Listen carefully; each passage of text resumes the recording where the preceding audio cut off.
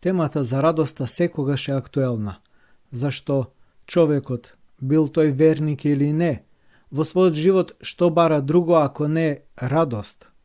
Човекот е суштество кое што се храни од радоста, зашто е роден за радоста на Царството Божјо. Во сите епохи и во сите општества, човекот ја бара радоста. Се разбира, не секогаш успева, почесто промашува и резултат е големата трагедија околу нас и целото општество. Радоста е цел на општеството, но и на животот на христијанинот, тоест на човекот што живее духовен живот во црквата. Зашто радоста, според свети апостол Павле, е плод на Светиот Дух. Вистинската радост не е просто емоција, не е просто успех или воодушевеност, туку е плод на Светиот Дух. Во црквата, радоста е присуство на самиот Бог во нашиот живот. За да го објасниме ова, ќе посочиме два човека како два показатела на правецот од кој првиот веќе е светител на црквата, Свети Порфирий Кавсокаливит, а другиот можеби е помалку познат, старецот Емилијан Симонопетриски, голем духовник на црквата и според многумина свет човек. Радоста е присуство на Бога. Затоа и старец Емилијан вели дека отсуството на радост означува и отсуство на Бога. И обратно, радоста во животот на христијанинот, вели тој, е доказ дека Бог действува во нас. Отец Александар Шмеман е уште порадикален и вели дека извор на лажната религиозност е неспособноста да доживееш радост. Односно, ако живееш една изопачена форма на религиозност, пошто се познава дека твојата врска со религијата и воопшто со Бога не е нормална. Да немаш радост, тоа е доказ за погрешните односи со Бога или поточно за погрешен однос кон тоа што го нарекуваш Бог.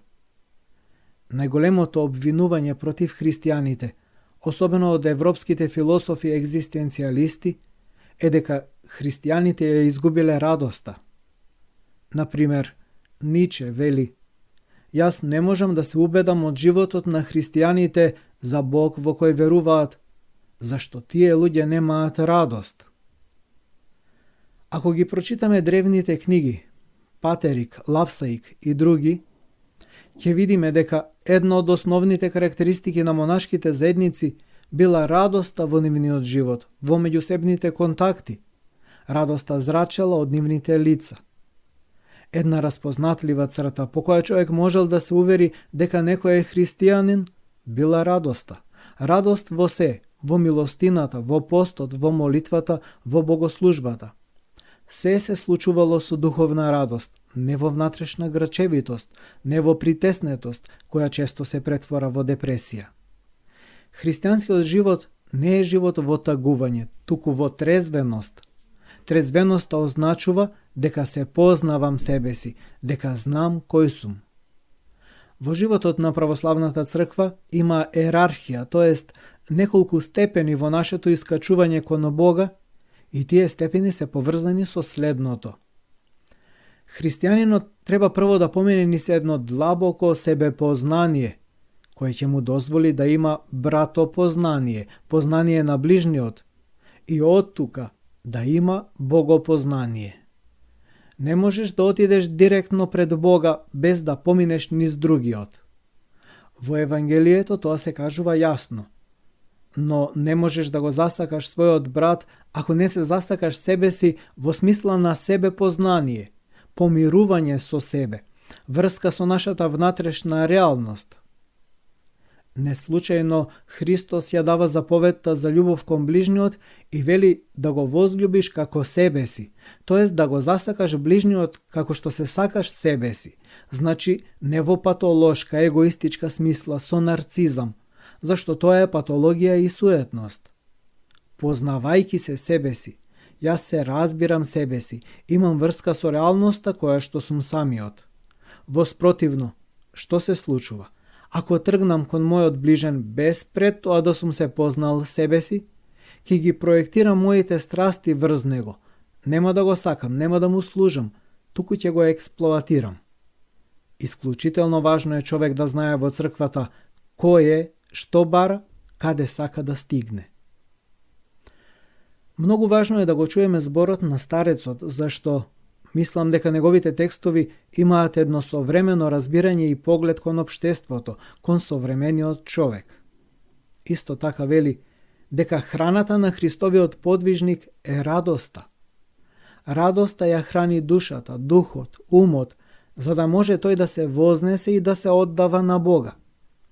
Никаква аскеза, никое воздржание, никој копнеж, никоја љубов не може да стигне до крајот ако не се храни од љубовта, од радоста. Свети старец Порфири и старецот Емилијан ни кажуваат дека не можеш да ја вкусиш Божјата радост и не можеш да влезеш во заедница со Бога ако во животот не донесеш решение, аскетско решение да ја избереш радоста. Зашто радоста не ти се дава туку така. Таа е избор што го правиш во животот. Никогаш нема да има идеални услови за човек да се почувствува среќен. Туку тој самиот треба да избере на аскетски начин во даден момент да се израдува на своето постоење. Старецот Емилијан вели, ако сакаш да ја придобиеш љубовта кон Христос, ќе започнеш прво од радоста, зашто, како што рековме, радоста е плод на Светиот Дух. Тука би сакал да видиме како во секојдневието човек може да донесе решение да избере да биде радосен, во себе да создаде услови за радост. Прво, радоста е состојба која се гради и се утврдува од самиот Бог како дар, како подарок. Сепак, тука треба да претходи нашиот напор, волја, согласност и соработка. Односно, ние прво треба да избереме да посакаме да сме радосни, зашто во спротивен случај Бог не може насилно да влезе низ вратите на нашата душа. Не може да ја присили нашата волја, ако ние настојуваме да сме фокусирани на негативното во животот, ако ги преувеличуваме негативните нешта. Како што велиме во секојдневниот јазик, да ја измиеме чинијата за да може Бог да го сервира јадењето, тоест благодатта. Чинијата треба да е чиста, да се очисти некако. Тоа е состојба и избор кој ние треба да го направиме, избор кој не може никој друг наместо нас да го направи. Бог никогаш не врши наместо нас нешто што ние можеме да го направиме. Старецот Пајси вели: ако си во пустина и ожедниш, Бог никогаш нема да ти даде вода ако прво не ги исцрапиш сите можности да најдеш вода. Прво ќе побараш, ќе се подвизуваш и тогаш Бог, гледајќи го твојот напор, ќе одговори на твоето барање. А старецот Емилијан вели дека ако немаш расположение да побараш и да најдеш вода и покрај извор да седнеш, Бог нема да ти каже дека до тебе има извор. Зашто? Бог не сака да создава незрели луѓе, туку сака одговорни личности, а не луѓе без иницијатива, слобода и избор. Многу важно е да разбереме во духовната борба дека се што се случува во црквата е богочовечко, не е ниту монофизицко, односно не е само божествено, така што би ја уништувало човечката личност, ниту пак само антропоцентрично, зашто тогаш христијанството се претвора во хуманизам, во идеологија, во психологизам и конечно во бесилност. Во црквата значи се е богочовечко. Тоест, Бог и човекот во се настапуваат заедно, истовремено делуваат и двајцата. Затоа радоста е избор, но избор кој треба да го откриеме. Не е лесно човек да ја избере радоста, зашто од детски години семејството повеќе не учи за тагата.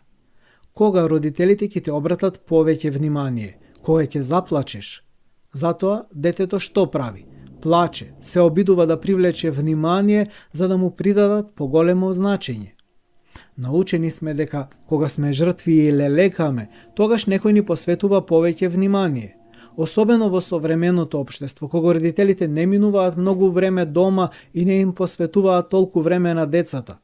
Современата психологија утврдила дека Децата изнаоѓаат начини, дури можат и да се разболат, само и само за да го привлечат погледот на родителите кон себе.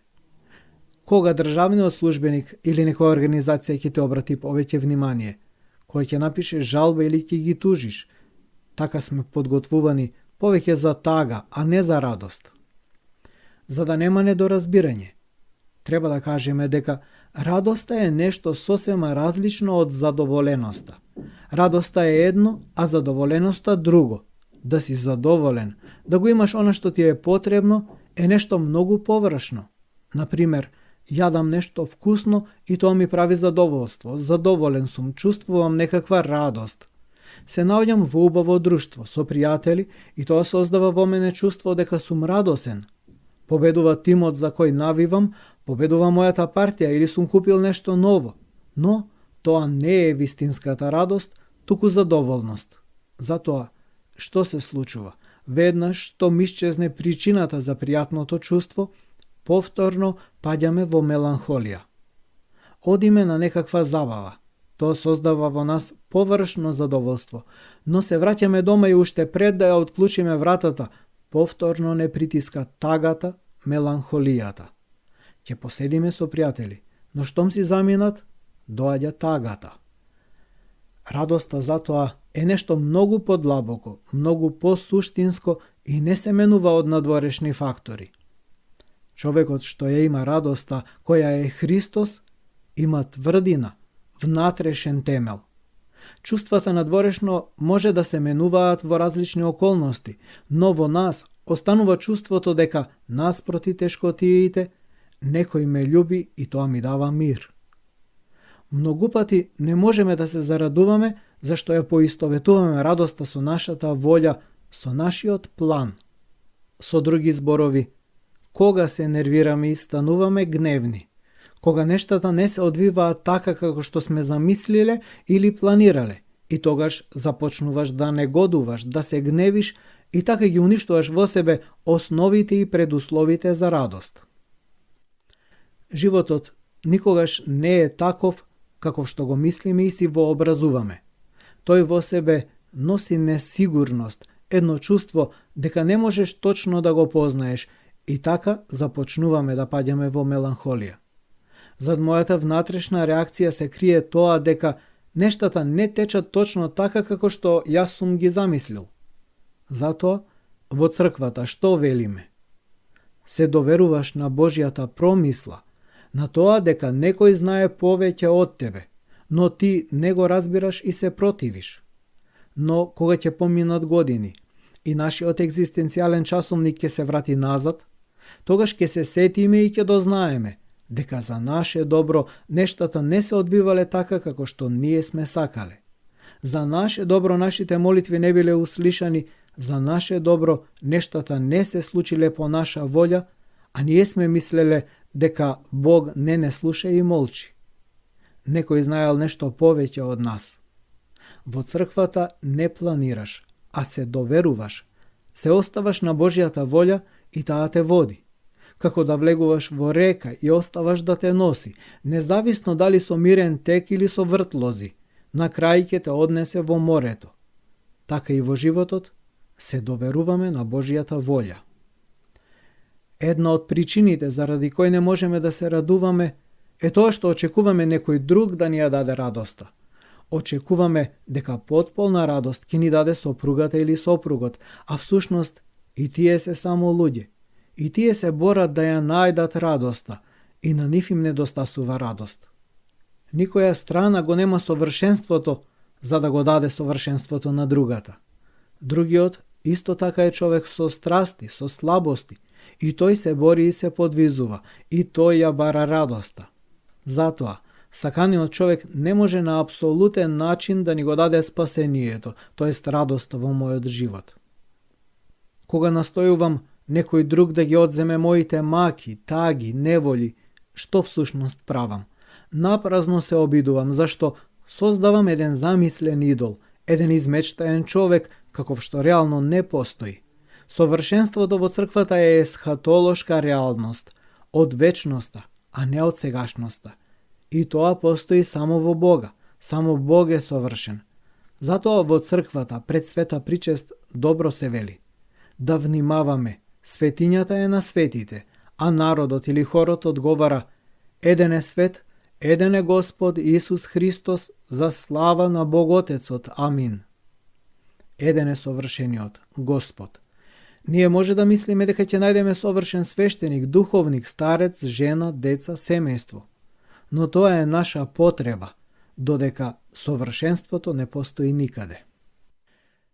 Кога ќе се успокоиме? Кога ќе се смириме?